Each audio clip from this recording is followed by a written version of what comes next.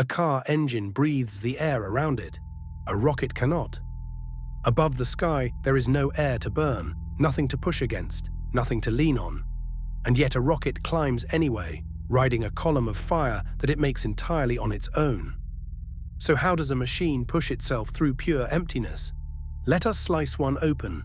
Inside is not magic. It is a fire, fed and aimed with astonishing care. Fire needs three things: fuel to burn, oxygen to burn it, and heat to start. Down here, the oxygen is free. It is in every breath, in every gust of wind. So a car or a jet just gulps the air and burns. But a rocket flies where the air thins to nothing. Carry only fuel, and the flame would simply die. The whole problem of rocketry begins right here, with one missing ingredient that space refuses to provide. So a rocket carries its own oxygen. Inside the body sit two huge tanks. One holds the fuel, the other holds an oxidizer, the stand-in for air, often liquid oxygen chilled to nearly 200 degrees below zero. These two are called the propellants. Apart, they are harmless and cold. Together, in the right place, they become a controlled inferno. The rocket is mostly these tanks. The engine at the bottom is small. The thirst above it is enormous. Now we must move the propellants, and fast. A large engine can swallow tons of fuel and oxidizer every single second. Gravity alone is far too slow, so a turbopump spins up, a small fierce turbine driving pumps that shove both liquids forward under crushing pressure. It is the heart of the engine, whirling tens of thousands of times a minute. Without it, the fire would starve in an instant. With it, the tanks empty in a few violent minutes.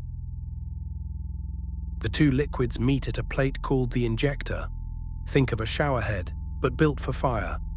Hundreds of tiny holes break the fuel and the oxidizer into a fine mist and cross their streams, so every droplet of fuel finds oxidizer to burn.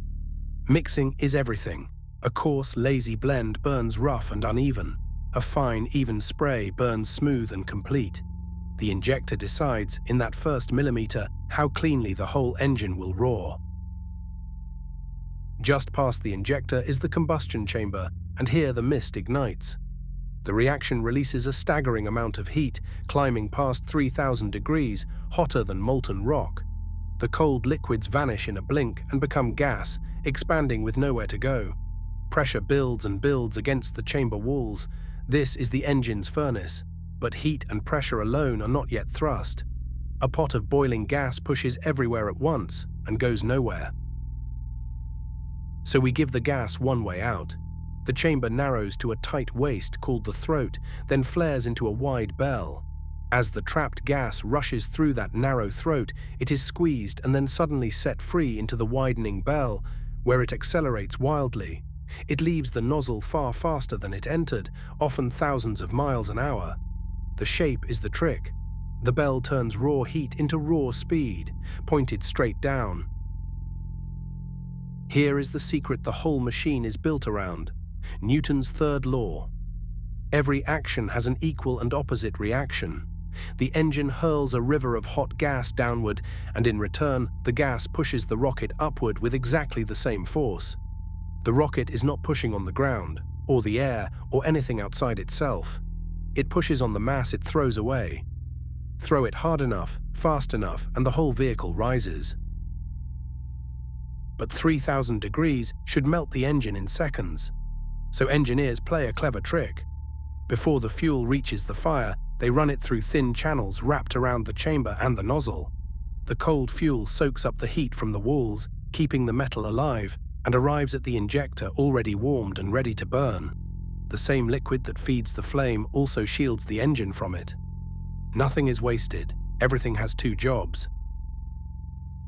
A fire pointed straight down would only go straight up, so the entire engine is mounted on a pivot, and powerful actuators tilt it a few degrees side to side. Aim the thrust slightly off-center, and the rocket gently turns. This is called gimbaling.